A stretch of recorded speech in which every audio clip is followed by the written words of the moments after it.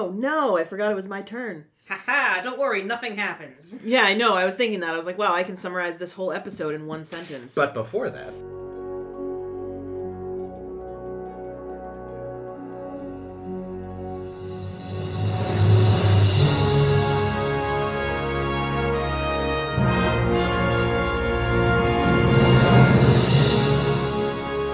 Hello, and welcome to A Star to Steer Her By, your favorite Star Trek podcast. My name is Caitlin, and with me today are... Jake. Chris. And jolly old Ames. Woo. And we're here on episode, what is it, 421? 423? Woo. Episode 3? Ooh. I feel like we've been doing this for years. This is only the third episode? Yeah, Very long episode. We're on TOS. We're just going to make a super cut. Yeah. Of all of the episodes My just God. strung back to back. Oh my God. How many hours would that be? Many. It'd be I think like- SoundCloud maths it for you if you really wanted to. Oh, I might look that up later. No. All right. Anyway, it's episode 423. Woo. We're here to talk about season 4, episode 11? 10 of Discovery. And the episode this week is the Galactic Barrier. Bet you can't guess where we're going today. Ryza. Weehawken. That's right. Weehawken. Ryza. Weehawken Ryza. It's actually it's the biggest city in Ryza. Yeah. But Because first. Ryza's the planet, right? Yeah. But first what? But first. Oh. But first, Ames foreshadowed this. we're doing gifts. Woo! We're doing Happy we're January doing or a whenever gift this is airing. exchange. Yes. Happy Honda Well, maybe it's Little days. Christmas by now. Isn't that We're what We'll it's be at, well January past 6th? it, I think. We're a Isn't that January Toyotathon 6th? family, Jake. That's true. But yeah, no, How I dare you wish me happy Honda days when you know damn well I celebrate Toyotathon. I'm a Saturnalia guy myself. People are going to be saying happy Honda days again. Fucking war on Christmas is what it is. Wokeness. War on Toyotathon. So I should add, this little one here is for the household. So Ames, Jake, you can fight over who actually Okay. opens it. Well, I have 2 gifts here, so Jake can open that one. Okay. Okay. Do we want to start with that one since it's Yeah, been, sure. been Been mentioned? This one is in a silvery Don't pay too much attention to that. polka dotted Here's the wrap. thing, 85% of the wrap job is perfect. Yeah, I'm it looks very really, bad at it looks wrapping. really good. If you, it's I was like, hand it to him like this, and they'll never even know. Yeah, I think it's great. Yeah, see, I am Chris, you did a supportive of it. great Ooh, job. What's this? It is the Star Trek Lower Decks Buffer Time card game for 2 to 6 cool, scrappy underdogs. There aren't Ooh. that many scrappy underdogs Wait. at this table right now. Does it actually shit. say 2 to 6 scrappy underdogs? It That's what it does. says. Huh. Let me read the description. Explore strange new worlds, they said. But it's hard to appreciate the wonders of the galaxy when you're stuck lubing the turbo lifts. But Hot. hey, I don't know. it's not like Captain Freeman knows how long any of these assignments really take. That's true. In this push your luck card game, 2 to 6 players work together to complete their Oh, it's a collab. assignments while also making time for some well-earned rest and relaxation. Can you squeeze enough fun into your duty rotation before the bridge crew figures out what's going on? Duty. Well, this sounds like a lot of fun. We should definitely play this together. That's the thing, I was as like, a special or something. honestly, I was like, this sounds actually kind of up their street, so what the hell? Yeah, I think we'd enjoy this. I will say, one of the key things in adulthood is See realizing, it? I do. like, that your bosses don't know how long your tasks take. Oh, yeah. And you're like, oh, that whole thing with Scotty is just actually really good advice no matter what your job is. I think in the theme, Caitlin should open the blue one. I knew it was a game. I'm excited. I didn't know, but I guessed it was a game. It had the game sound. It feels it has a good like shape. a game, looks like a game, it's got the heft of a game. duck. It's a rectangle. Tastes gamey. Oh, what the fuck? Only Murders in the Building, the game? It looked real cute. Oh my god. I want to be We Martin can Short. go into the building and see who's done the crime. Your neighbor in the Arconia has been murdered, and it's time to take matters into your own hands. I really think Glick needs to make like a guest appearance Oh my on the god. next season. Yes. As like his cousin or something. Oh my god. I feel like they do a running gag where like they're never in the room at the same time until like the last episode. Yep. Oh shit, and it includes a 3D building. I'm delighted. That's Help beloved wonderful. amateur investigators Mabel, Charles, and Oliver in this sharp-witted game of sleuthing and suspense. I'm very excited. Oh, Thank that's you awesome. so much. It looks super cute. keep your wits about you in this killer deduction game. I'm hype. I love game. I love game. Let's have it. We must play We'll more have a night. game. We will play game. Game. Game. Who's Game. Let's Game. just continue going around. Okay, we'll go around. Love it.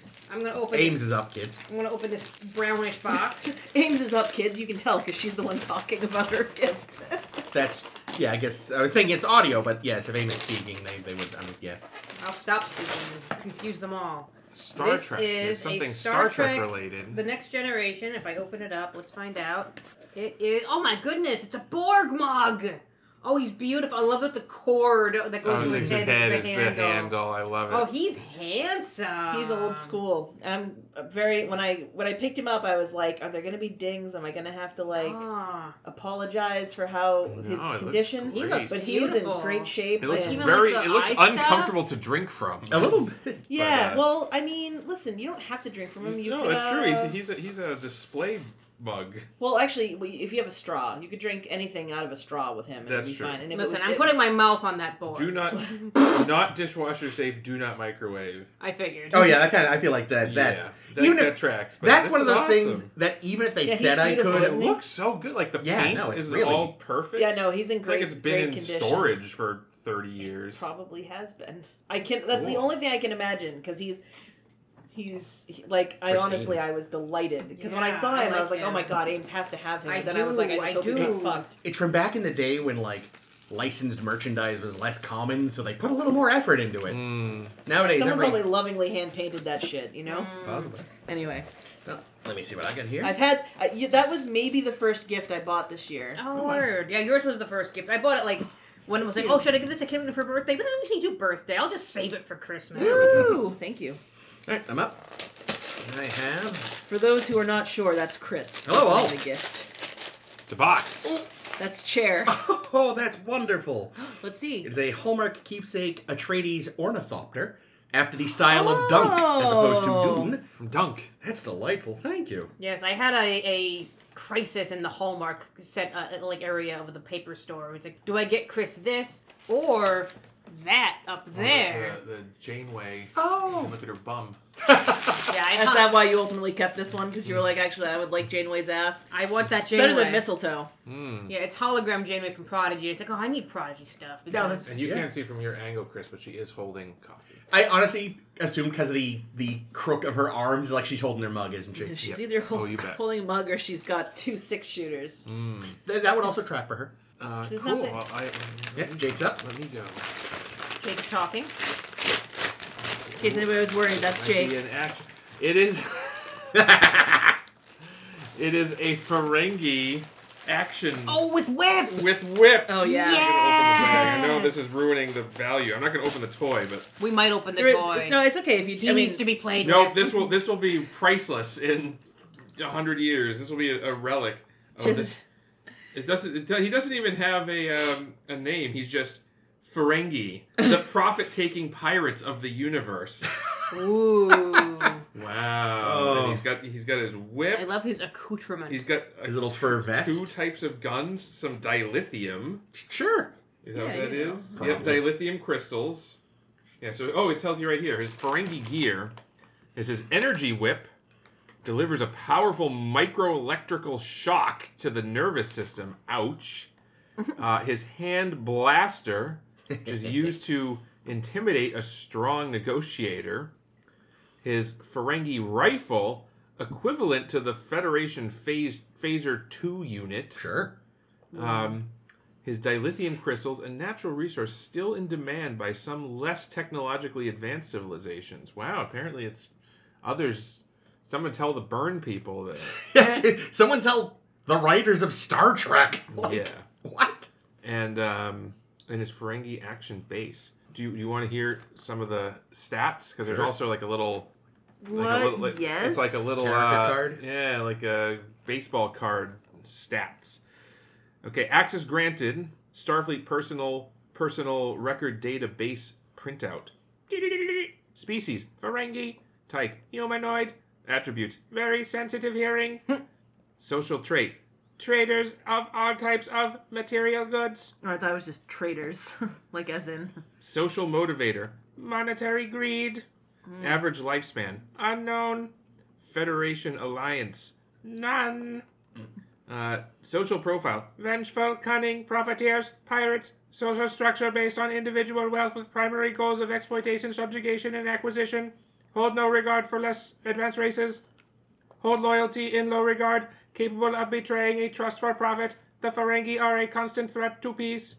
Known to attack both civilian and military ships without provocation. Making a profit is just as important, if not more, than winning a battle. Will raid natural resources of a planet without concern for indigenous life forms. They work alone or in small groups called trading packs. Often found selling weapons to both sides of a conflict. That tracks. Ferengi travel in powerful starships known as Marauders. This ship is a combination combat vessel and cargo ship. Aggressive, but will withdraw in the face of overwhelming odds. Important note.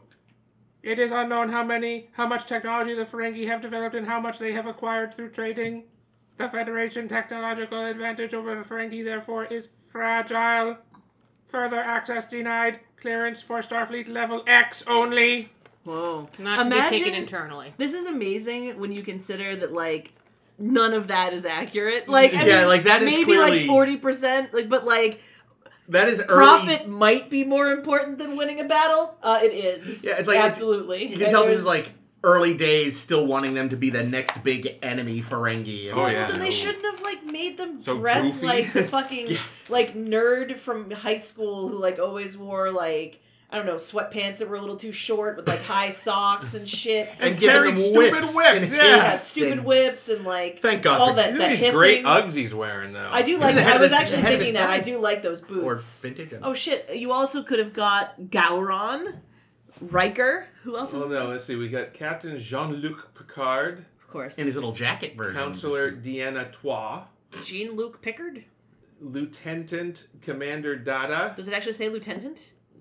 It says lieutenant. Oh, that would have been amazing if there was that kind of a typo. I actually have somewhere. I have a Counselor Troy action figure still in the packaging, like this. Yeah. That does have a misprint, and it says her name is Counselor Troy. And we bought this, and my parents were like, "Don't ever open that. That'll be worth something." It someday. probably will, though. That's the thing. It might already be worth something. It's crazy. Lieutenant Worf, Commander William Ricker, Lieutenant Commander Geordi Laforgue. Geordi Laforgue. Borg. George LaFrog. Ferengi. Romulan. And Gowron the Klingon. So wait, so Gowron was around during the time when they were doing this batch of apparently. The copyright on this is 1992, so this is fairly late. Oh, it was from KB Toys. It was $7.99 when first purchased. So I hate to break it to you, but as of right now, Counselor Troy is only going for $13 on eBay. I can retire. It's because they probably misprinted literally all of them. Oh yeah, I'm sure there was a run of 10,000 action figures, and they're all no one misprinted. caught it until they were all printed. You think somebody got fired for that though? No. Really? They got killed. Yes. Oh. All right. Do you have a preference for order for we how we should should open these ones, Jake? I think they're all equal in how much they'll cry. I don't know if there's going to be tiers. I just think that people are going to enjoy them. So we can continue around the circle if we'd like. Okay. Yeah, let's do that. Caitlin is up next. Caitlin is up. So yes, you've probably already guessed what they are based on last year's. Yeah, it seems to be a sequel to last year. Excited to like a sequel. There's a box. Nice. Oh, hey! It's Trip. Oh, signed by Connor Vernier. I love Trip. What a handsome devil. Such a cutie. Thank you very much. I thought you'd like a trip. I do. See you next fall. It's always a good time to take a trip. Yeah. That's what DePaul said. Hey.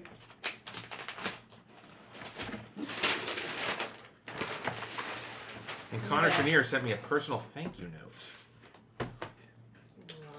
Somebody wanted my autograph? I bet he would, though. I mean, I feel like it's generally... We're not talking about the guy that played Mayweather.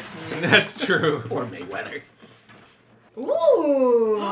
It's a Doug Jones. It's a Dougie Jones. As Saru, being the tallest ever. Seriously, what a sassy pose. That man is all leg. He so is. So much leg.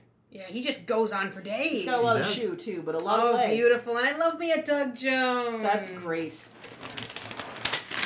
These little corner pieces are flying all over the place. Yep. Well, you don't really need Mine them. have all gone. They've all fallen. Just to protect the frame and shipping. You gotta do it with the pop and the thing. And I move the coffee so I'm knocking into the damn microphone like I could. Draft latte. Well, sorry kids, I win. Oh, Andy Robinson. What? Nice. That's delightful, What thank a you. cute pose, too. Let me see. He's very thoughtful. Yeah. Ooh. Oh. Well, thank you very much. Wow. Merry Christmas, Thank everyone. you. Yeah. That handsome devil. He's just smirking at you. Yeah. Thank you, Jake. Thank you, Ames. Thank you, everyone. Thank you all. I can't wait to play a game. Merry Christmas, one and all, belatedly.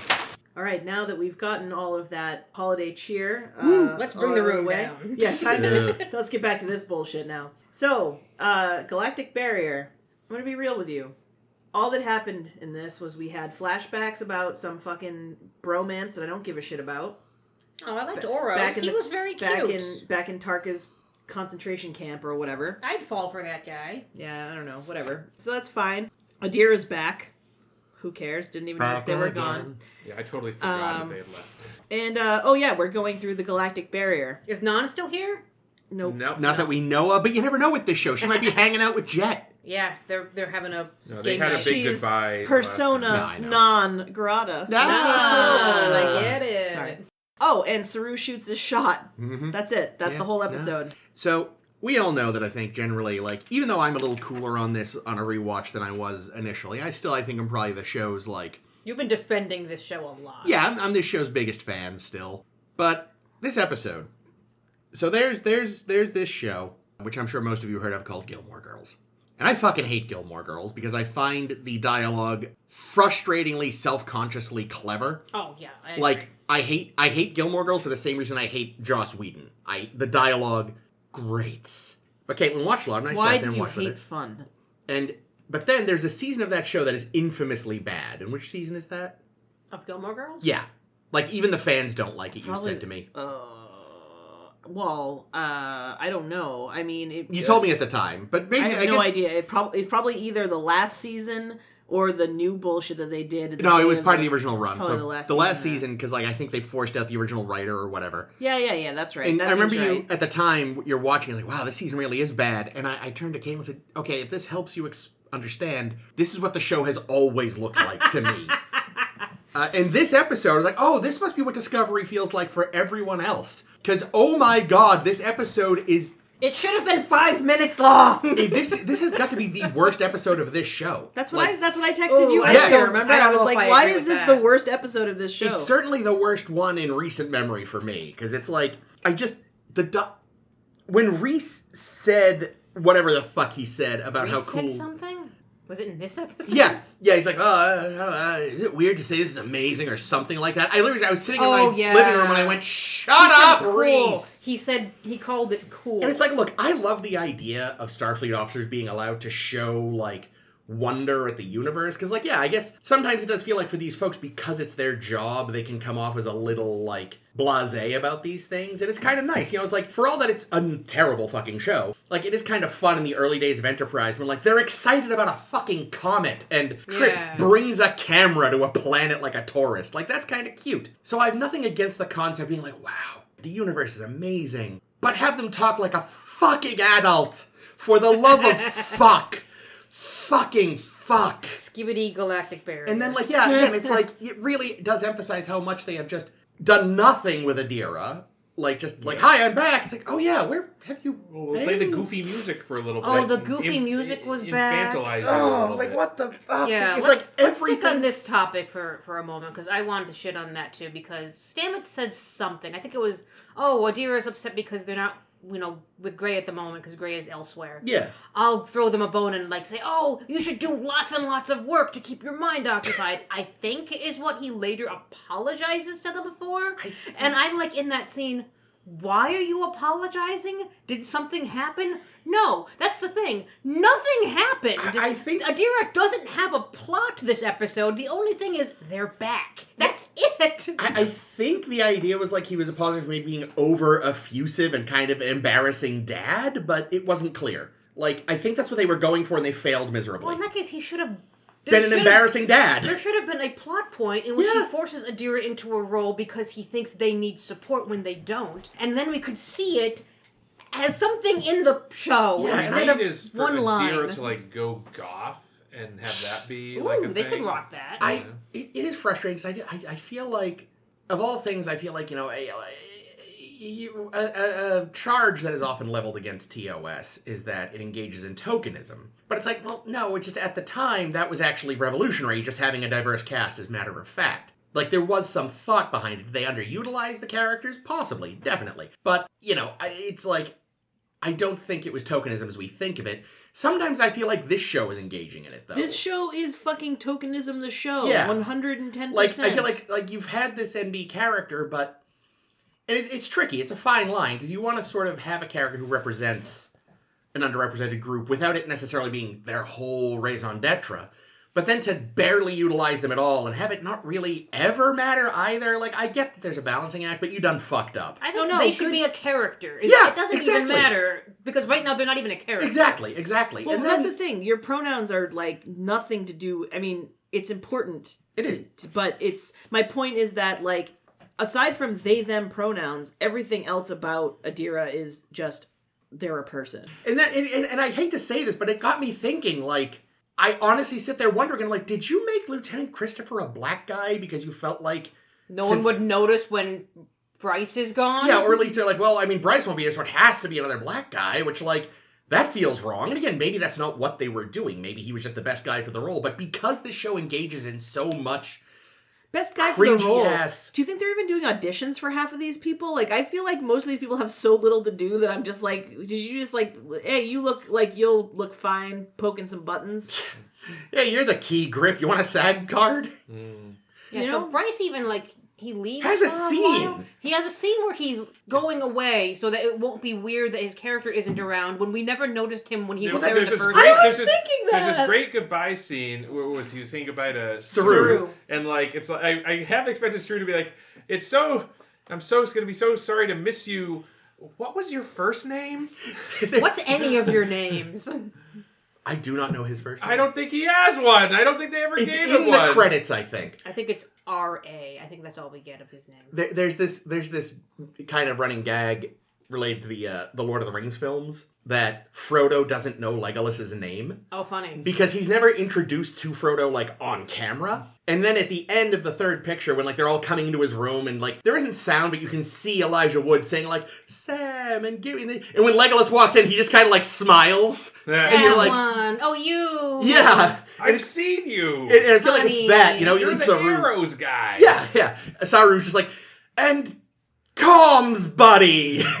and again, like, Bryce has been coming and going all this season. So to suddenly have now this big scene, you're just like, it just, again... Well, you know what? He had that big blowout fight with Reese last That's week, true. You know, they can't be on the same ship Like, together I anymore. know we've harped on Oh, it you a mean lot. where one of them was like, I kind of think this is right. Well, Yeah. I think this is right. Yeah, you're right. That was definitely And I know we've harped on it a work lot relationship this season. ending.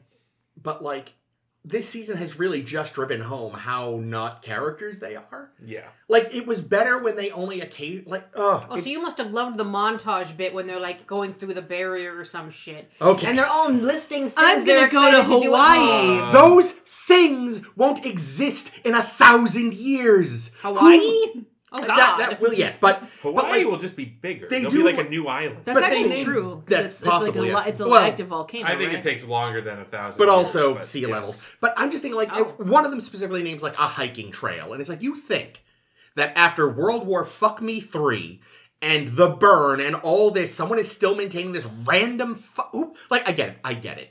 They wanted to get across that people were gonna miss Earth, and the problem is it's been 1,000+ years, so it's like, shit, we can't just say the fucking Sarek Memorial Hiking Trail in Florida, because, like, that's gonna confuse people. But, like, Plus, we know that the Sarek Memorial trail in Florida got blown up by The Zindi? that was before the Zindi. The Actually, Tucker the Memorial scar in the landscape, still- that is the trail. Oh. You can walk in a straight line.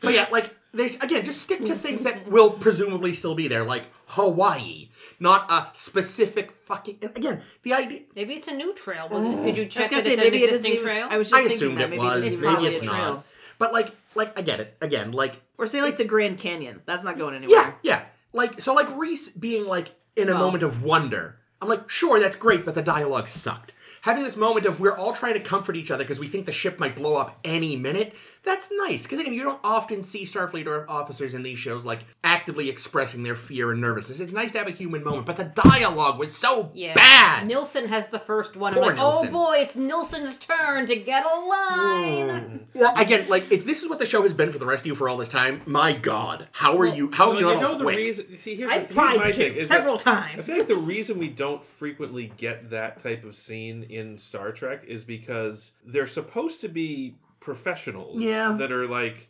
composed and doing the job. And you know, when we're out of the danger, you know, then we'll have a good, you know, we'll have a drink and whatever. But yeah, I feel like having that scene on the bridge in a moment where everybody kind of needs to be focused on what's happening. It's like, all right, yeah, this is great, guys. Let's save it. No, instead it's a writing tool because the writer's like, we need more from these characters. We need more from these characters, yeah. And I think it still even could have worked in the moment with better writing. It reminded me, in a weird way, of one of my least favorite scenes from one of my favorite Star Trek movies, which is the translator scene from Star Trek 6. Yeah. Where it's just a silly scene, and like this is supposed to be heartfelt. It's not supposed to be silly, but like just the approach that the writers have taken to these characters. You know, like Uhura, kind of a non-character most of the time, not gonna lie. It's very underutilized, as we said earlier. Totally. And it's like, okay, well, we're going to give her this trait that she's really bad at her job and just to make this gag. There's because we keep talking about this, and I know, but like, when they did give her moments, Uhura, over the years, like, there were some great, like, there's that moment where she's just under her console fixing rewiring shit, it, which is a great show don't tell, and this moment of like, yeah, there's more to her job than just answering the phone. And then there's that other one where like the navigator or something that isn't Sulu gets like kerploded, and she just takes the station. Yeah, she's and super it's like competent. a subtle, but it's like it tells you so much about her. But all of these characters on Discovery, they're just they're just doing the translator scene over and over again, just in different forms of it, because we're never going to actually show them being competent. And again, like I give this show so much fucking leeway, but this episode, man, like, I mean, fuck off. The conflict, like, there wasn't really the conflict of how do we get through the Galactic Barrier, because I think the way we got through the Galactic Barrier was just going programmable through the Galactic Barrier. antimatter. Oh God, don't start. Before we get to that, yeah. But the actual conflict is between Rillak and Michael on, do we tell the crew that Earth is yet again in danger, because it always is, and it's the argument of, you know, do we tell them or do we keep it from them so that they're not, you know, freaked out and, you know, too distracted from their jobs. To which I don't even care what the answer is. Again, that's another thing that, again, with a better script, like, them sitting and talking about it, like, could be interesting. That is a good question of, like... Is it? Yeah, I think the idea of, like, what do we owe them versus what's better for them, is that a fair decision to make on behalf of other people? Like, that is potentially a compelling, brief scene. Instead, it's what the entire episode is about. Yeah, that's the problem. Which is not enough. That you cannot make film your entire episode about around this one small conflict between two characters who have this kind of power struggle thing, and they have the conversation at the beginning of like, oh, Michael will be in charge of the ship. Delicious. And Rillak will be in charge of the diplomacy. The dips. Even though you... Ooh, the dips. Perfect. Oh, my God. Chips and dips. Episode title. When really, you know, Michael will end up butting in and doing the diplomacy herself. Also, it was such a fucking... Okay, that scene addressed my big complaint with the previous episode with Rillak. Where Rillak really, like, overstepped and was What did questioning. she do then? This was in the one when they were It was like the first or second episode of the season. Yeah, right? it was when they were rescuing that station. Yeah, from the DMA, Yeah. and that might have been the first episode. Michael was going to go out and do a thing, And Rillak was like, "Are you sure you're the one who should go on that like mission?" Yeah. the whole episode, Rillak was just standing on the bridge, just questioning everything that Michael was doing, and it really irritated me. If you listen to the episode, I complained quite a bit about I remember you complaining. how did Michael not just throw her off the bridge? Yeah, get the fuck out. Finituber. I don't care if you are the president. I'm the president of this bridge, bitch. If you know what? If you take it up with my boss, I don't work for you. I work for Vance. Just picturing Air Force One. Get off my starship. Yes. But anyway, so and I bet you there was a lot of complaints at the time of people saying the same thing. So they specifically had to have the scene this week where I don't know if there would have been complaints. Yeah, the way they do shows now, like they kind of film the whole season first. So I think either way, they acknowledge that it was a problem, and they have a scene in this episode where Rillak and Michael have set the ground rules for Rillik's For what Michael's going to break later. Yeah, and of course, really, and then we come to this whole thing. It's like, but no. You're the fucking president of the Federation. Your job is not to be on my starship. And if it's a Starfleet decision, that's me. I'm the decider. Yeah. Okay. If you got a problem with that, in my sole judgment as the captain of this vessel, you are more than welcome to lodge a complaint with my boss. And you know what?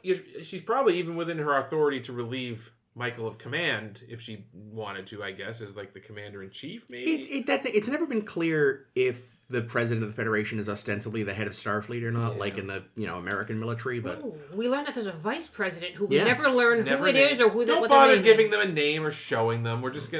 They're only there to it's Jeffrey Combs. Yeah. Literally, no, it's Jeffrey Combs, the actor. They cloned him.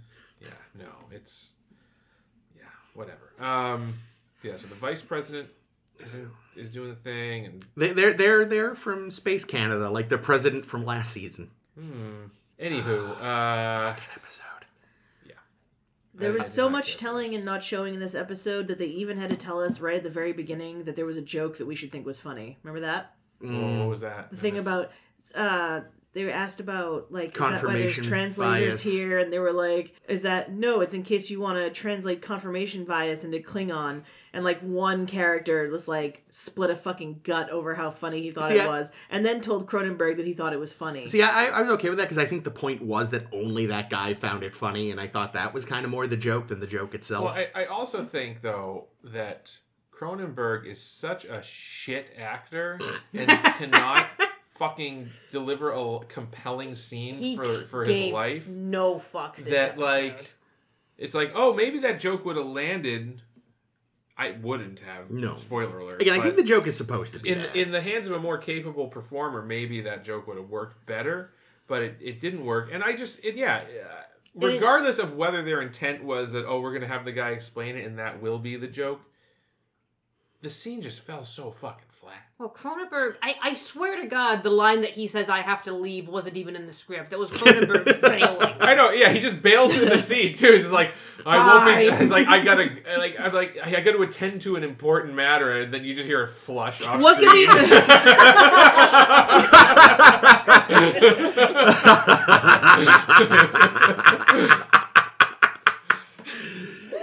Oh, I know. I said before, like, yeah, what other famous director could they have gotten? Like, I know a few weeks ago I Maybe suggested literally any of them. David Lynch would have been Lynch would have fun. been good.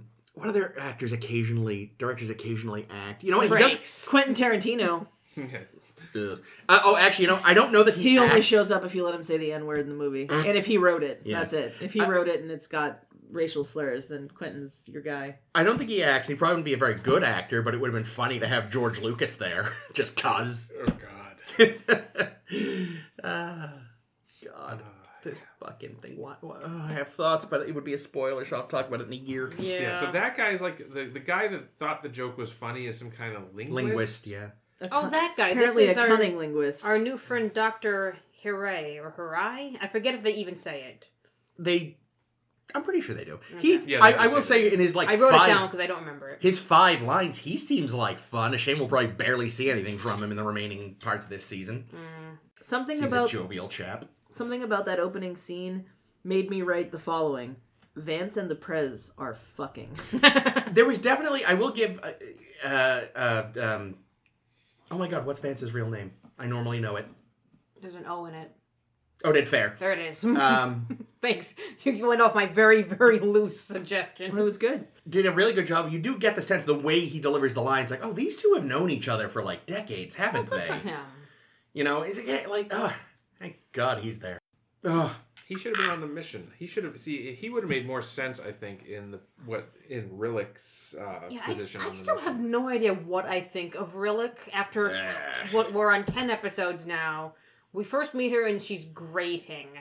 Eventually, she just becomes like this kind of test for Michael. Mm-hmm. Yeah, she's And kind then of just she- a foil. And then Yeah. she becomes a cheerleader for Michael as well. And she's mostly in the show to serve Michael. So I don't really find her to be a character of her own. yeah. Well, So I have no welcome idea what I to think of her. I Discovery. think Michael's totally voting for the other guy next time. And it's funny, I feel like it's so weird. Like, I don't even feel like I'm that aware of Michael this season, if that makes any sense. Like, she's there, but she's not. I don't know. I can't Well, she had explain why I feel I that think way. because There's No one's nothing here. happening. No There's- one's there's here. nothing Because happening. the pace is so slow that you're not seeing anything happening. And really, the most interesting work happening this season is being done by Book, right? Oh, Yeah. Book is good. Like the most I agree with interesting that. stories, the most interesting B plots are him and Yeah. and Him trying Tarka. to rein in Tarka. Tarka. Yeah, him and Tarka going off on little adventures. Him- Like that's the more interesting stuff. The stuff that's happening on Discovery is just it's reactive. Because Yeah. even Saru and Tarina this week, I have no idea what was going on with them. It was just another will they or won't they, Kif talking to Because his Saru girlfriend has thing. nothing else to do. I will Nope, say, though, they gave him nothing, and they never will. this was the most Kif-like, as Caitlin pointed out. That when he sees her on Discovery unexpectedly, like I half expected him to just Crawl turn up the green. walls. Yeah, he's boy. But yeah, even that we didn't get enough of that, Yeah, which he is ha- normally the saving grace of these episodes. Well, also this was like such a fucking bummer because he's like, Yeah. I just wanted to tell you that I really appreciate you, and I think maybe we could have something like even better, even more happening don't here. die. And she's like, okay, bye. And Well, because her little cock block I assistant comes know, Was but he I'm saying all just this in front of saying. the cock block assistant? in. Probably. And here's the thing: even if he wasn't saying it in front of him, Vulcans we know have great hearing. He heard it regardless. Well, also, theoretically, Gotta anyway, save Tarina from this convo. Vulcans shouldn't really give a shit about, that's the thing, is that for Saru, it's incredibly uncomfortable to have this conversation, but Tarina doesn't experience discomfort in the same way, like social discomfort. Cool.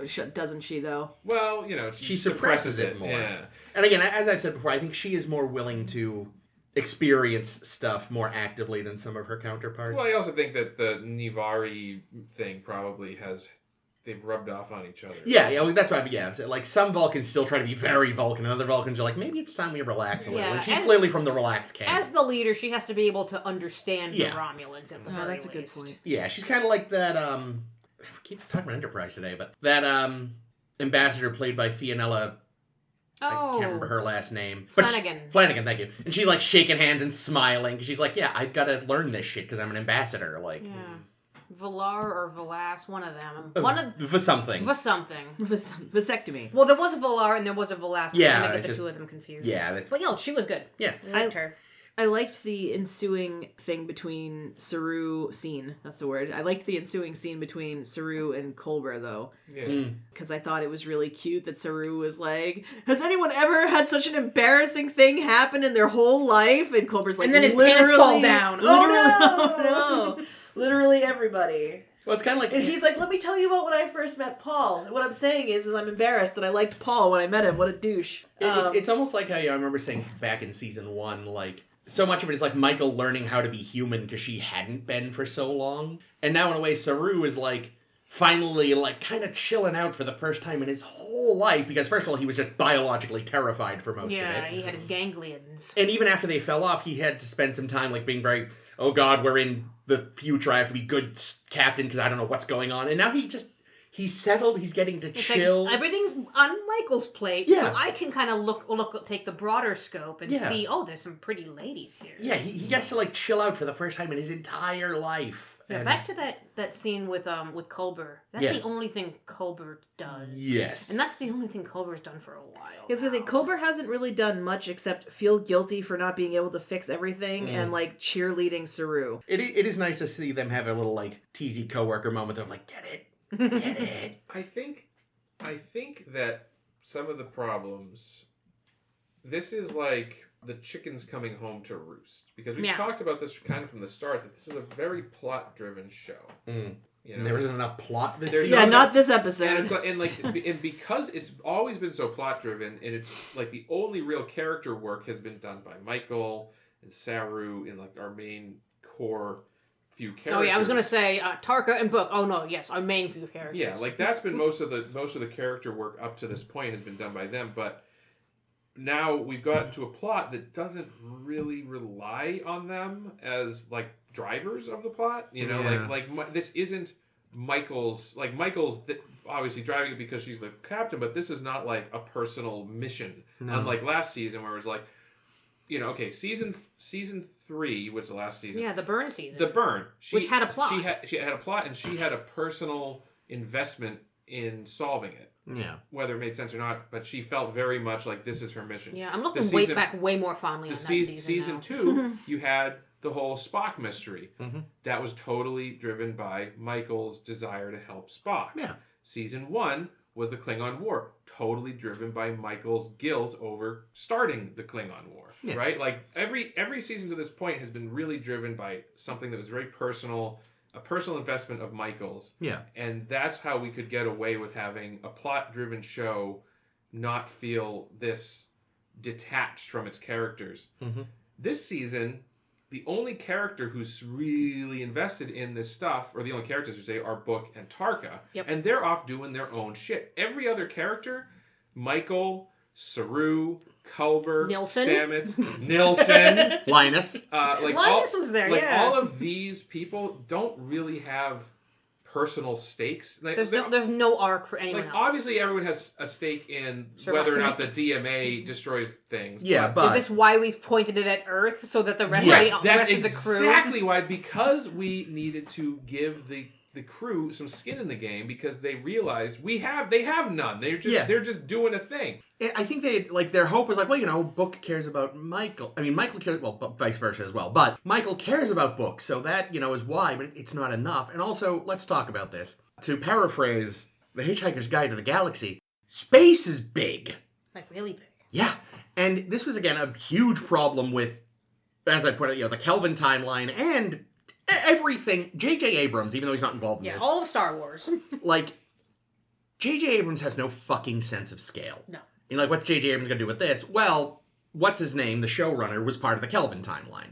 Yeah. And I think he similarly is betraying a lack of understanding of how fucking... Like, let's be realistic. You've got this species that is randomly dipping its... what's the word? Trawling net throughout the galaxy. The amount of actual empty fuck me space in a galaxy is obscene. The chances of not just continually hitting populated areas, but ones that are important to us, the viewers, is so fucking infinitesimal that I would have given you Quajon or Earth, not both. Plus Navarre. Yes, which, they did establish years ago that, like, apparently Vulcan's 5 minutes from Earth. But still, the amount of space that is in reality is absurd. Yeah, but to be totally fair to them, like, Star Trek has always played in a fairly small sandbox. Yeah, but it's like, guys, you gotta... If they made it like they think maybe the DMA is specifically going for Earth for a reason, that would be one thing, but it sounds like it's at random. Yeah, it's but maybe we'll learn next, because I don't remember. I realize why I don't remember almost anything of the season, and that's because the pace is so slow that there are no standout moments ever. What is it you were saying? We were talking about this off air last week. What was it? And I don't know if there's something you heard elsewhere or something you thought of, but it was very true either way. There is a movie's worth of plot this season. Yeah, and Jake has said this too. Yeah, like this season might have made a fine movie. Yeah, I agree. Because you could trim out like so much. These fetch quest things, this we took on an entire episode to get through the Galactic Barrier. Yeah. We took an entire not episode to find, not Boronite, the other one. Isolinium? Isolinium, yeah. We go through Galactic Barrier, not one person gets Silver Eyes. I know, it's fucked up. Like when they cut to Linus and he kind of blinked, it's like, Linus? Oh. Crazy psychic Linus? Like, Jesus God. how nuts would that This have isn't been? the mess hall. Say, at least he'll know when he's doing it. Like, oh man, it's not going to be the mess hall again. See, what would be really interesting, and what I kind of would have expected them to have done, because they held their pee throughout this season when talking about the Galactic Barrier, that they did not explicitly talk about Gary Mitchell and that episode. I was expecting this episode to be the point where they would invoke that reference and Rillak would get ESP, or somebody that is disposable would get ESP, and that's how we would end up communicating with 10C. Huh. She's not disposable. She's our president too. That would have been great. Right? Like that's like, oh, they're on the other side of the Galactic Barrier. Well, things I know about the Galactic Barrier. Yeah, because that's not fan wank. That's just established canon. It gives you ESP. They shield the ship, but it doesn't work fully, and somebody gets ESP. And if you make it pertinent to the plot, and not like a throwaway like Linus getting it and then you space his ass. And like we've established early in with the Cronenberg scene that we know so little about 10C that we don't even know if our paradigms around communication will hold. Well, that actually, like I said, that would have been something that would have at first just seemed like a weird reference, but then to have it actually pay off. Oh, it could have been Culber. His whole thing about worrying about connection and working with people. He gets the psychic eyes. And because he's from the mycelium network, that's why he's extra psychic, perhaps. Yep. That would have worked. And then we are so much better at this. And then, actor's name is gone. Wilson Cruz. Wilson Cruz, thank you. And then Wilson Cruz could be useful in an episode. Because now I'm left wondering, what was the point of making them on the other side of the Galactic Barrier? What was the point in even having this whole traversal Because we needed to span 13 episodes. Because we needed an episode. And then, like, even within the episode, it's like, man, we need to pad for time. So it's like, oh, Stamets couldn't jump us right to the Galactic Barrier, so we're... the mycelium doesn't go all the way. It doesn't go right up to the edge. Question marks. So we're actually 8 light years away when we expected to only be 4 light years away, and that's somehow a plot point that doesn't seem to inconvenience them at all because it never comes up again. They have to warp a little longer. And it's like, well, yeah, but it's 4 light years. At maximum warp, that's what, like 20 minutes? Like, I don't know. Like, barely anything. Yeah. So, yeah. So you wanted to bitch about programmable antimatter. Oh my god, what a stupid thing. So this is the shielding that you need to go through the Galactic Barrier, because evidently the Galactic Barrier this is a different Galactic Barrier, evidently, than what was in Where No Man Has Gone Before. Well, maybe it's the Galactic... No, wow. Maybe the programmable antimatter is what keeps you from getting Silver Eyes. Maybe, but again, they didn't talk about it. But, so they have to cover the ship, but here's the thing. Of all the things I know, and this is even true in Star Trek canon and lore, that antimatter and matter annihilate each other Kaboom. on contact. Like we learned this in the Lazarus episode of TOS. Right, oh yeah. And that's why you have to be very careful about storing it. And there's I thought you were going to say about this getting whole soup thing in about your they have beard. antimatter storage containment pods. Yeah. That's why we if there's a warp core breach, it will destroy the ship because you can't get the peanut butter in the chocolate, and suddenly we're just squirting that shit all over the hull. They saw the little dots out there with little spray guns. I'm like, what the fuck is this? And I guess maybe you could say, well, it's not just antimatter; it's programmable antimatter. Call it something else. We programmed it not to explode. Call it fucking fucktanium or something. Fucktanium. Or like maybe this is what they could have used that chemical that they got for, even though it was supposed to be for the bomb. But whatever. Well, it can do 2 things. Yeah. Oh, we used all of our unobtainium on blowing up the DMA. We're going to need to do something else to paint the ship. Yeah. Stupid, but I don't care, because it's still better in this episode. They have to, find the recipe for lead paint. Right. It turns out that's the big secret. The thing we abandoned. That is quite stupid. So we do. Wow. I don't want to. We talked a lot about the A plot on Discovery, but the more interesting plot, in my view, anyway, is the B plot, I guess, which is Baby Tark and his bad wig. Like we actually get Tarka's backstory, and we go on a little fetch quest to his his old stomping grounds to find his stash, prison, his stash of antimatter that he hid under a bed. His hair was distractingly bad in the flashbacks. Yeah, oh yeah. Why would it still be under his bed?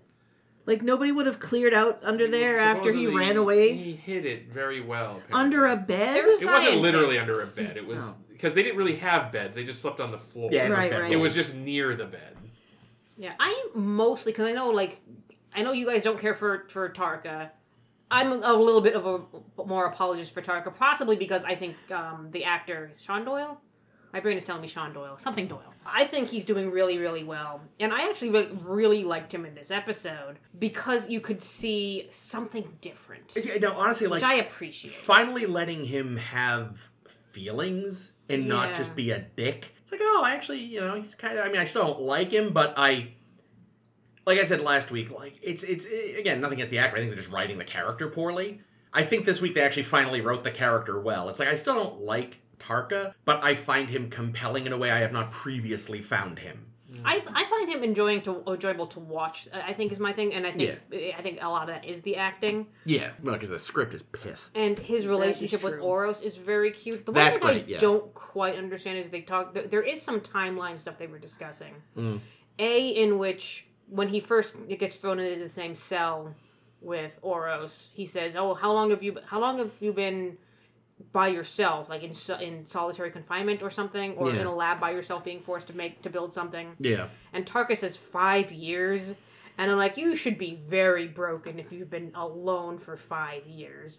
You should not even know how to communicate with. I thought he said he was. I thought it was 2 years. Is that? I don't. Was it 2? No, I could be wrong. I mean, either way, if we have met Tarka post this, and I'd argue he's pretty broken. He's kind of antisocial. Yeah, I wrote down 5. He is a douche. It's probably right. I'm misremembering. It's okay.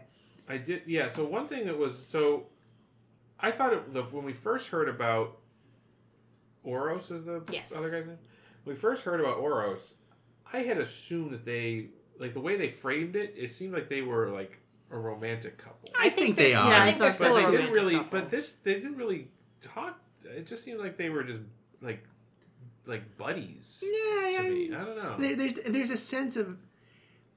There's definitely, it's interesting. I feel like there's credit to them for this. Again, there's a subtlety to it, but there is definitely a strong sense of intimacy. Like, they don't show the moments of, like, maybe more intense intimacy, but you get a sense in those little moments, just like, I buy it, I feel it without needing to be shown. Again, it's an excellent work. Again, a credit to the actors on that one. When he comforts Oros, when he's having an anxiety that's attack. the most blatant, but when the alarm is going off, and then later when they're just like snuggling together, like making equations in the ceiling. Yeah.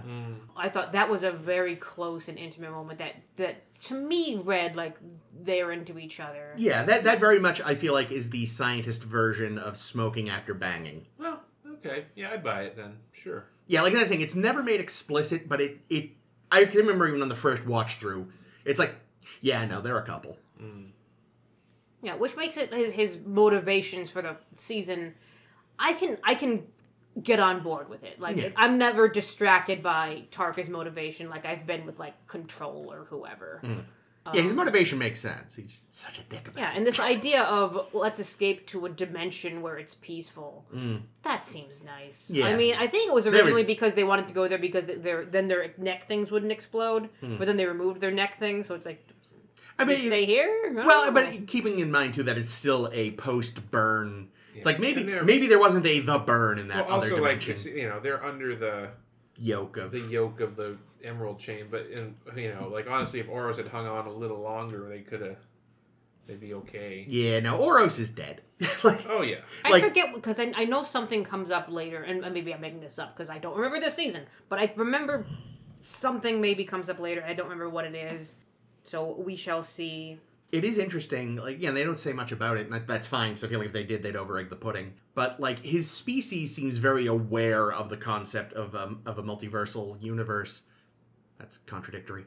A multiversal system, to the extent that it's, like, just part of their legends, even, which is interesting as a concept, and I'm glad they just left it that good. Don't overdo it. Yeah. See, in a more science fiction, in an actual science fiction show, here's how they would end this season.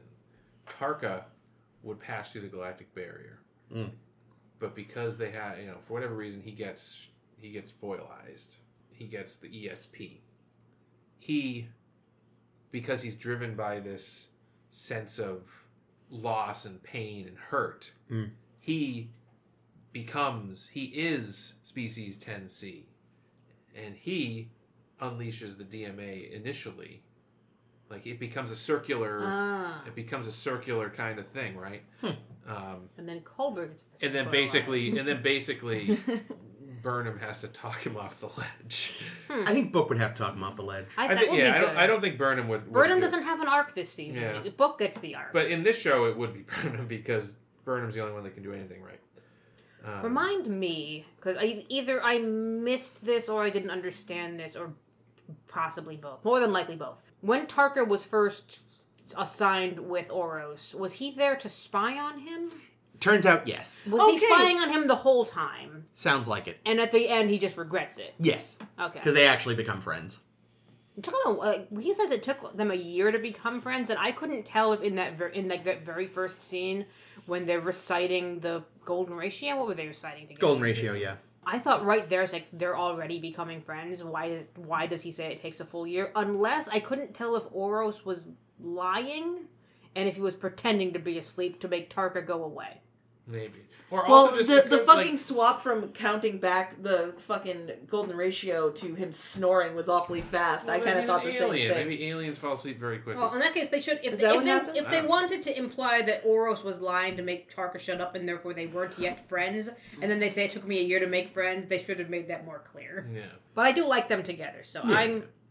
That's the thing from this episode that I was actually interested in seeing. I thought that he gave me plot was way more interesting than he gave me big O'Brien and Ichar vibes, because people forced to kind of be together, and how much can you trust each other, and these two trusted each other empirically, big time. They didn't, there was no murdering. No. There was betrayal, though. I do like, I guess I never really thought of it too much, but the galaxy in the Star Trek universe is donut. Because on the outside, you have the crispy outer shell of the Galactic Barrier, but on the inside, you have the Great Barrier, which surrounds the planet Sean Connery. Sean Connery. Scott, speaking as remembered as famously depicted in Star Trek V: The Final Frontier, which was not a great sci-fi movie at all. And also, are you trying to segue, you bastard? Oh, I was going to make a point. But there are some great sci-fi movies. Oh, bastard. I was going to say, that is also proof that Star Trek's always thought the universe is kind of small. Yeah. They somehow got to the center of the galaxy in like 10 minutes. Oh, yeah. And the edge of the galaxy, honestly... Well, they were able to travel at warp 45,000 back then because they didn't know about all the damage they were doing yet. When you think about it, if you do look at where we are in the galaxy, Earth is actually pretty far out on the edge of the galaxy. Even in the Star Trek galaxy, though, I feel like... Well, no, if it's based on the real galaxy, we're really out there. I don't think it's based on the real galaxy. Yeah, it's fair. It's fair. It's its own thing. But it is funny to think we are again, Douglas Adams, we're like an outer spiral arm. Like, Earth is almost at the edge. Like, we are bumpkins. I wonder if on a planet that was closer to the center, if you would have a much brighter view in the sky of more density of stars. I bet you would. Anyway, I fucked up your segue. But yes, segue that I fucked up. Movies. Our favorite movie, The Final Frontier. What? Dearie dear. I don't mind The Final Frontier. It's better than some. It certainly is. Is that one of your top 5 favorite sci-fi? It's not, because that's not permitted. All right, so as Jake says, we're on to our blogtivity for today, and our blogtivity is our top 5 science fiction movies, of which there are so many to choose from. Mm-hmm. So this definitely is much more than 5. A tough list. Yeah, I managed to narrow mine down. I just kind of I got some ideas together, and then I was like, I'm locking these in before I overthink it. That's probably wise. Yeah, this morning I was even clicking around online being like, what are some good sci-fi movies? And I'm like, no, none of these are for me, and I don't want to look further. I think I've got my 5. Yeah. Who would like to go first? Me. Do it. I don't think I ever go first, and I actually have a list this time. Oh, yay! I'm excited for Caitlin's list. Oh, thank you, Ames. These are not in any particular order. I hope that's okay. I'll just put them in whatever order you say them. My first one is Wall-E. Yes. That tracks. Because it's a perfect Quality It's a choice. perfect movie. Yeah. It's It's beautiful. so good. I love Wall-E, dude. And again, it's just because like you get so much from this little robot, and there's no speaking for like the first 20 minutes, and I'm curious how many different words he says throughout the movie, because he says Wally, he says Eve, he says directive. Oh, he doesn't say so many things. Directive, yeah. And yet you still understand exactly who he is as a character. And we talked about this in our favorite robots characters, and I love him to death too. He's the best. I said Jurassic Park. Yes. Because their scientists were so busy asking if they could, they never stopped to ask if they should. And the answer is yes, they should. Yes, they should take Ian's shirt off. What? Oh, yeah. Yeah, that's actually why. That's why I said it. This is because of that scene. He's like, oh no, my leg is broken. Let me sexily arrange my shirt. I'm like, okay. Is that making your leg feel better? No, but isn't it making you feel better? Yes. Cute. Yes, it is. E.T. Oh, E.T. E.T. is that rare alien movie where the alien is not a fucking trying to kill you. E.T. is just here trying to get some plants. I like that. I actually really like that about E.T. I like that he and his family or friends or just species generally, they were just here to collect some plants and fuck off. And that's, I'm fine with that. Aliens, if you want to come down here and steal some plants, you knock yourself out. It's better than what other aliens are trying to do to us, allegedly, a lot of the time. I know it's technically a Star Trek film, but I said Galaxy Quest. Oh, yeah, no, Galaxy Quest falls. We are allowed to use that. Well, that's good. If that's not on all of our lists, I will be surprised. Yeah, Galaxy Quest is... I almost didn't put it on, because I wasn't sure if it was permitted. It is. Definitely sci-fi. If it's not literally Star Trek in the title, it's fine. I know it's sci-fi. But anyway, again, another perfect film. And honestly, just like... the mix of humor, the tropes, the fact that the ship doesn't blow up because the ship never blows up in the fucking show. The fact that they got a great acting performance out of Tim Allen. Yeah. Tim has just discovered acting. Alan Rickman being the fucking a treasure as best. always. Yeah, dude, man, I miss Alan Rickman. What a good movie. He was so great. Only Tim Allen had just retired right after that and gone away forever. Well, I mean, he at least had the decency to just become more or less irrelevant. What's he done since then? Were the Toy Story films out? Oh, he's done a bunch of TV. He's still doing weird Who the boomer fuck's watching- sitcoms. Yeah, but who's watching it? Boomers. Like Boomers. Boomers love it. Yeah, but you know who isn't relevant when you're talking about things that people watch? It's usually people over 35. But they're the ones who are watching network TV. Well, yeah. Then they getting what they deserve. Tim Allen.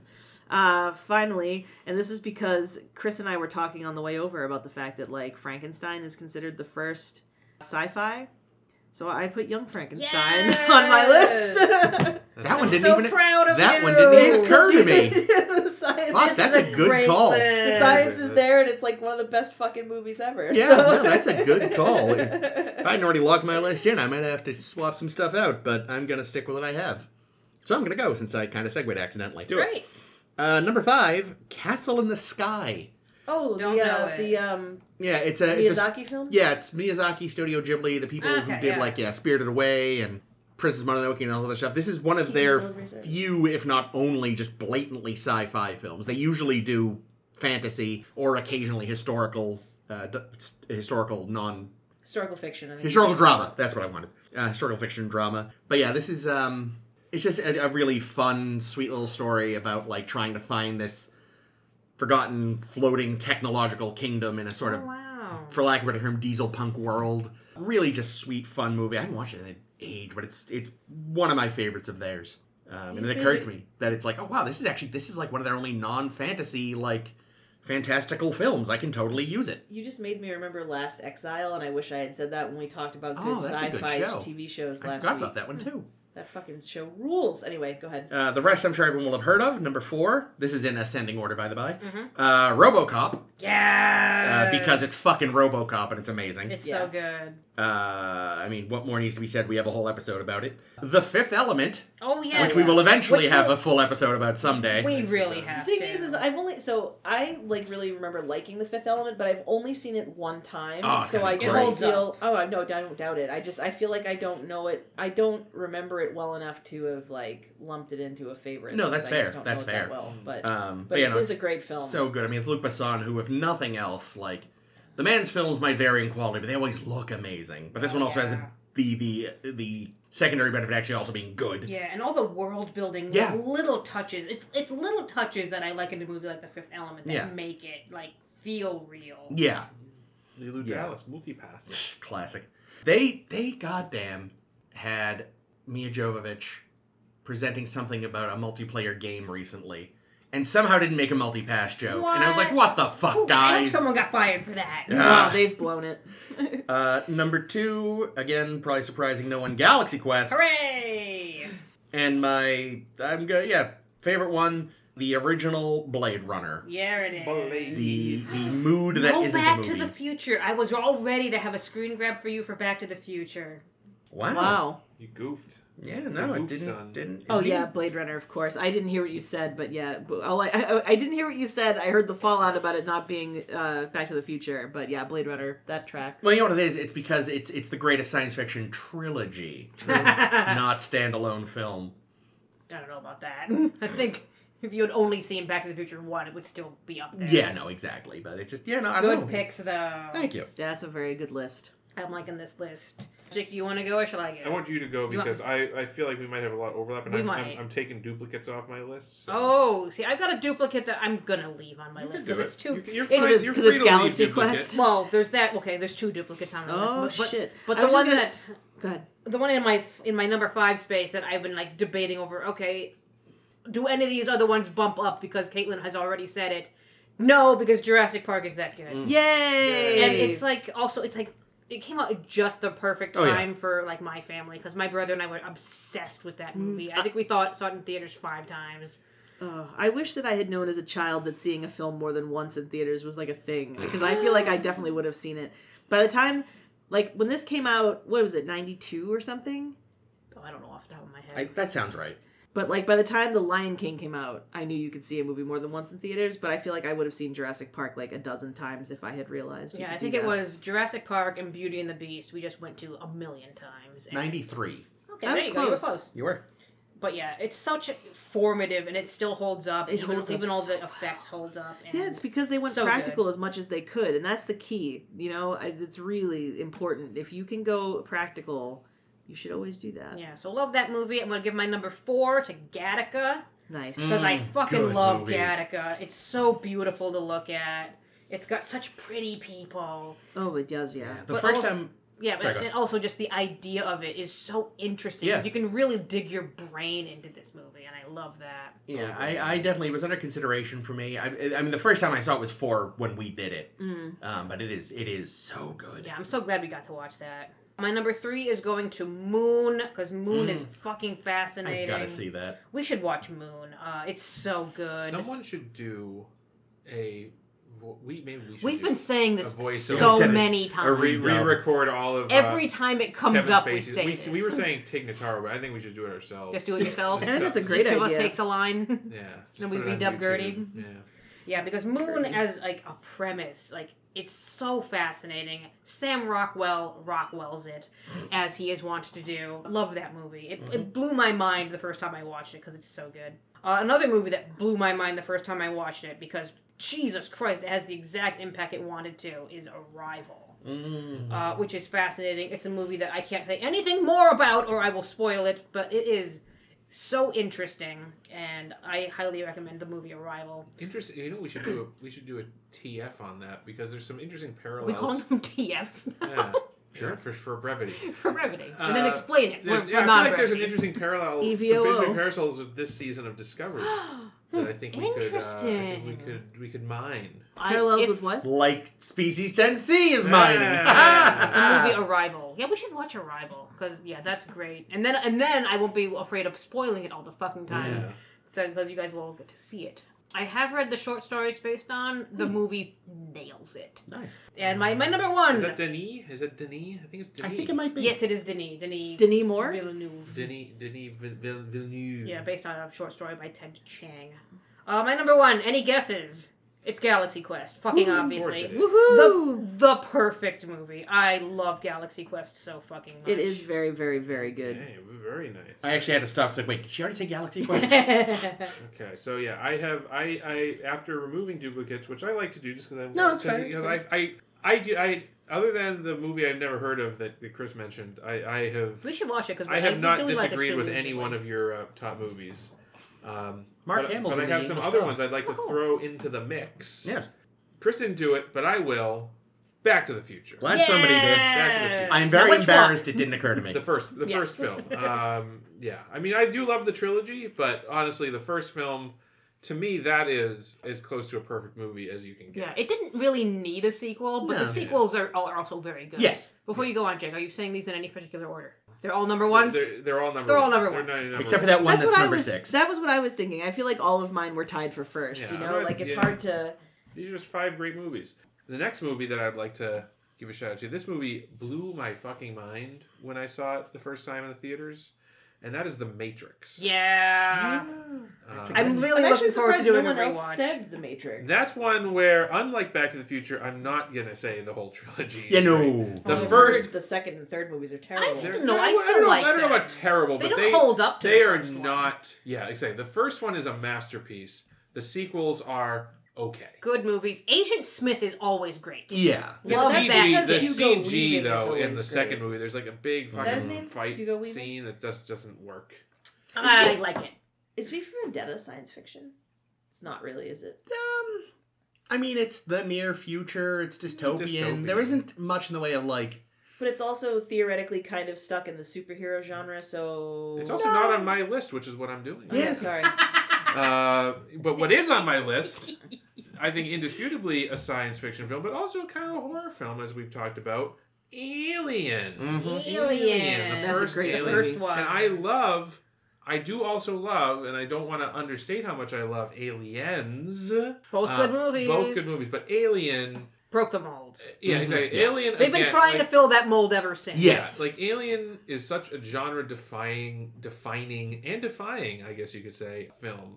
Groundbreaking in so many ways, and just still holds up very well today. And Aliens does as well, but Aliens is very much a James Cameron film. Yeah. And Alien is very much a great film. Yeah. No, Alien was on my list for a good while. I'm glad it's up here then, because it is quite good. This movie, I know some maybe have seen. I know we've mentioned it before. I don't know if it's come up, but this movie is this is a gut punch movie, and that is Children of Men. Oh, that has we come have up. talked. Yeah, That was in our dystopian Clive Owens, day. Julianne Moore, Yeah. pregnant girl. Michael Yep. Caine. I forgot Michael Caine was in He it. totally is. I also forgot Michael Caine was in it. Yeah, that is gut punched. Yeah, that's a good way. That's what I said to the cop when he He's still searched with us, my right? car. I forgot Michael Caine was in it.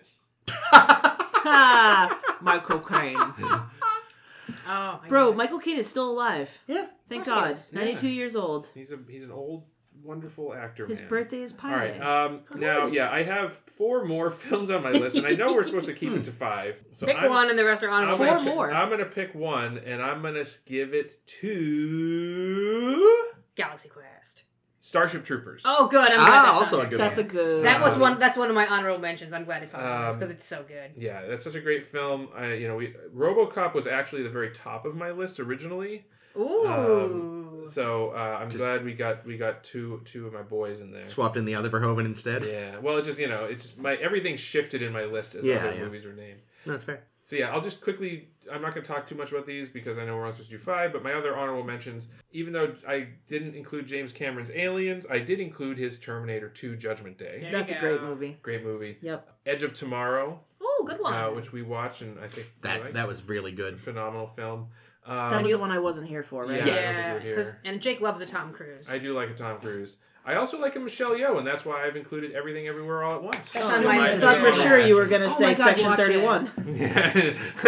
and of course, I could not leave without saying Section Well, it's a 31. Star Trek movie, so that's why you that left it doesn't out. count. Yeah, it doesn't right, count. right. I am not surprised, but I was wondering if Rogue One would have made anyone's list because I None feel of like the Star Wars movies are on my list. yeah, no, then mine neither. I was like the only one that maybe would have made it was Rogue One, or Rogue One's a great maybe Well, Rogue One Episode also 4. kind of stands alone. Yeah. It's still you still need the rest of the zeitgeist, but Yeah. I think on its own that's the one that. But yeah, I makes definitely sense. think the only ones that would maybe have made it for me were that, or again Well, the very first one. But actually, Maybe. in a way, Rogue One can stand alone the same way Episode 4 can stand alone, because it's the same thing, just Yeah, from I a different suppose. perspective. Yeah. So you almost could have one without Almost. the rest. Maybe, yeah. It could I'd be possibly curious work. to see if someone who only watches Rogue One, what they think of it. Would it work? Can we find anybody? Is there anybody still alive who has We seen need no it. Star War? Oh, we had a friend of yours on this once. Chopin. Chopin.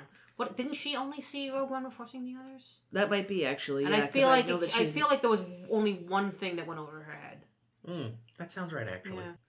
Anyway. I have two more honorable mentions really super fast that haven't come up that I think deserve a moment. Sunshine is a great movie. It's very interesting sci-fi. It turns very gradually into very interesting horror, and it does a great job at doing that. Sunshine is one of my favorite movies. And one of my favorite movies from my upbringing is The Rocketeer.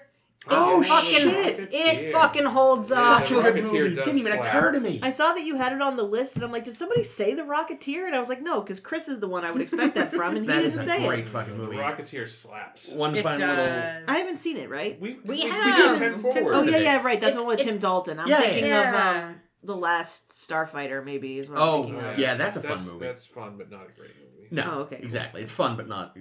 And also, one little honorable mention was considered for my list, but didn't quite make the cut. Men in Black, the original. Oh, Men in Black. Yeah. Here come... Oh, these are good lists. And I just found out the other day that Edgar is Vincent D'Onofrio. And I was like, what the fuck? Yeah. Because he looks so... I mean, he looks like a fucking half-melted freak show, obviously. But he looks nothing like the Kingpin. And so I never would have guessed that these were the same people. We do love person. Vinny D.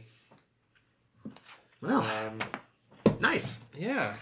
I'm so glad that I got to summarize this episode in two sentences. Oh yeah. Well, I'm glad you did it right because that's all this episode is. Yeah. Literally, that was it. Yeah, well, yeah. So that was our episode. So Merry Christmas, everybody, again. Yes, thank you so much, Love guys. these gifts. They were great. Thank you, audience, for joining us Yes. this week for A Star to Steer Her By. Of course, you can continue listening next week to our episode about our next episode of Star Trek Discovery, which is Rosette.